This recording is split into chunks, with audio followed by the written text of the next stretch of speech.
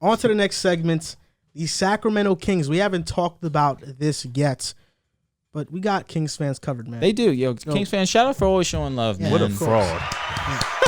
Look at this guy. We love y'all, man. Listen, there's not much good going on right now with your squad, but you know what? We got you held Trade down. De'Aaron Fox. I don't know if that's the option, man. So they hired Mike Brown to be their new coach. They agreed to a 4-year deal. Now, last basketball show, I was arguing with John about it, about Mark Jackson versus Mike Brown, and they ended up going with Mike Brown. I'm actually a fan of this move, despite my pessimism about it last time. He's been with Golden State since 2016, NBA Coach of the Year. In 7 seasons, he has 2 50-win seasons, 2 60-win seasons, and 2 40-win seasons. He's only finished below 500 once, and that was in the 13-14 season with Cleveland. And you can say early in his career, yeah, he coached LeBron, and LeBron is just, we know LeBron's an all-time great, and that's why he was able to accumulate those wins. But the 07 Finals team, which he coached, was a defensive-minded team that bought into his philosophy. And while they weren't a talented team, he was able to get the most of them because they were specialists, and they starred in their role. You got Drew Gooden, Ilgauskas, and Larry Hughes. They had those type of players. So this guy knows that roster was mid. I'll get to that because I was a Cleveland fan at that time, actually. I mean, so he's been 347 and 216. He has a 347 and 216 record as a head coach. And a little cool story about him is that when Klay Thompson had his 30-point Game 6, he was going to go over to Klay to tell him, hey, good job and stuff. And before he can say that, Klay Thompson just said, Mike Brown, I'm going to miss you next year when you're in Sacramento. Damn. I'm going to miss you yelling at me and telling me to get back on transition defense. And while Mike Brown said that in the postgame presser, you could tell he was getting a little bit teary-eyed about it. So he has a connection with these players in Golden State, and I think he's done a hell of a job in turning their defense around because he's been a huge part of that. My only concern about this is that I don't trust the Kings franchise. They have not been stable. And there was a report on the Stein line that talked about how the Kings are expecting a Wolves-esque surge this upcoming season with Mike Brown. So the Wolves went from the 13th seed to the 6th seed. So the Kings this past season were the 12th seed, which means that the front office is expecting a play-in or a playoff berth from Mike Brown in his first year. And just with the current roster with De'Aaron Fox, Justin Holiday, Harrison Barnes, Sabonis, Rashawn Holmes, DiVincenzo and Jeremy Lamb are free agents. I just don't know why you should have high expectations. I think a play-in should be, like, if they get the 9-10 seed, that should be seen as a success because Mike Brown still has to build around this team the way he wants to, and I don't think a year is enough to do that.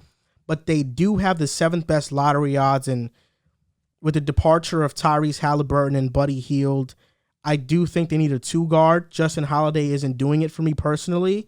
And I think Johnny Davis or a Benedict Mathurin fits them a lot. I like Johnny Davis a lot. Can I ask you a question? Do you think Fox can play the 2 and then you have Davion play the 1? No.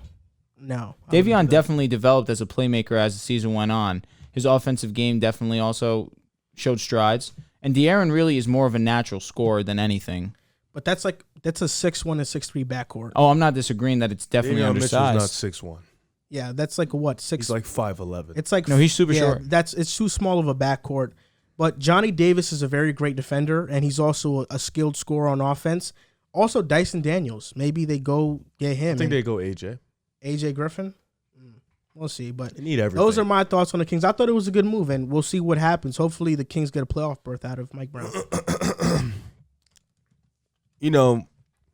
Mike Brown in Golden State, what he used to do, to kind of get his guys locked in on the defensive end, the guys who don't really play defense too much, he used to have these awards that he gives out on the defensive end for guys who've had a defensive effort. Draymond, Clay are not allowed to get them. Wiggins now also, GP, those guys who are known to be lockdowns are not allowed to get them. These awards go out to guys like Steph Curry, Jordan Poole, Damian Lee, guys who don't usually make that defensive impact but show the effort. Mike Brown puts trust into his guys. He's been a defensive coach since Cleveland. And people love to bring up the finals team, but that's not even my favorite Cleveland team.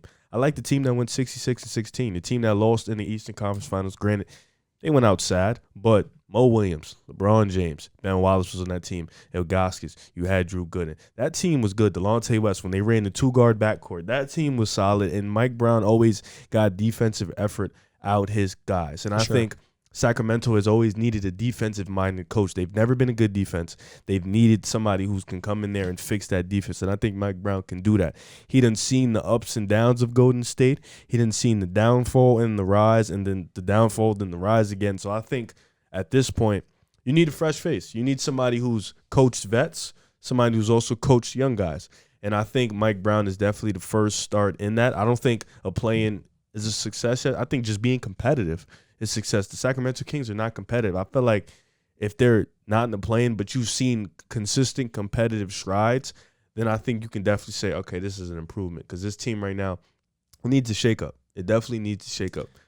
I'll say this. What are you going to say? I mean, you think they're very talented. Yeah, talk to me. They were until they started trading everything. It's unfortunate. But I'll say this. They traded for Nikola Jokic Light.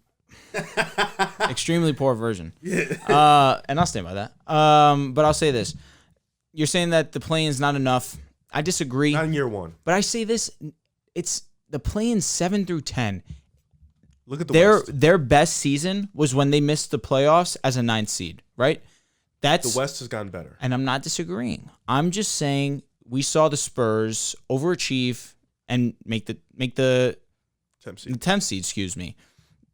You can still be competitive and fight for a play-in spot. Overachieve, or you guys just underachieved? No, we under. I'm not saying you're wrong. I'm just saying they definitely played better than what we were expecting. That's true. But even then, they were like 5 games below 500. Which is why I say you still should be contending for that 9-10. Because it's not like great teams are making the 9-10. We were significantly under 500, as were the Spurs. You can still be not a great team and contend for that 9-10. True.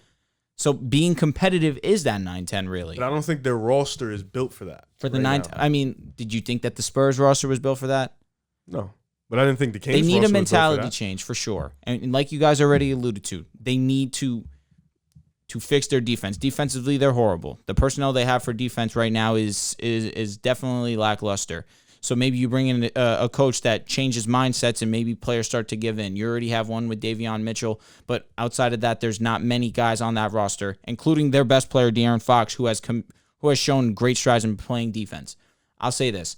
I think that you bring in Mike Brown, if he doesn't have you in that conversation of a plan, you really can't have much to be excited about, truthfully. Year one? That 9-10 is not that far-fetched, especially when teams that were like 15 games under 500 Minnesota were the 9 and 10. The Clippers, the Mavericks. Pelicans, and the Spurs were the playing. You mean to tell me they not only that, those 4 teams, who the Clippers are getting everybody back, they have to also fight with the Lakers for a playing spot. And you Portland healthy. And Portland. So you think they can? That's a failure? I'm not saying it's a failure necessarily, but you want to see them at least try and contend for that 9-10. At least 10. Okay. Again, there were teams that were 15 games under 500. More than that. You definitely can be around that competing for the 10 spot. You need to be in the play-in spot, or at least contending for the play-in spot. Yeah, I think that's reasonable. But I don't know. I think with the squad, they have a lot to work on. I agree with that wholeheartedly. And who knows what direction they're going in. You know, this draft, there's a lot of wild cards in. So I think this draft is a lot of hit or misses, personally. Especially with the Kings. They're looking for a star. I feel like the Kings feel like a Benedict Mathurin team to me.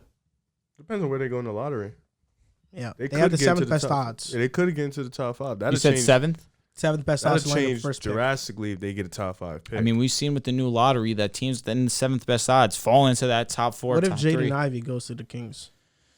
I like it.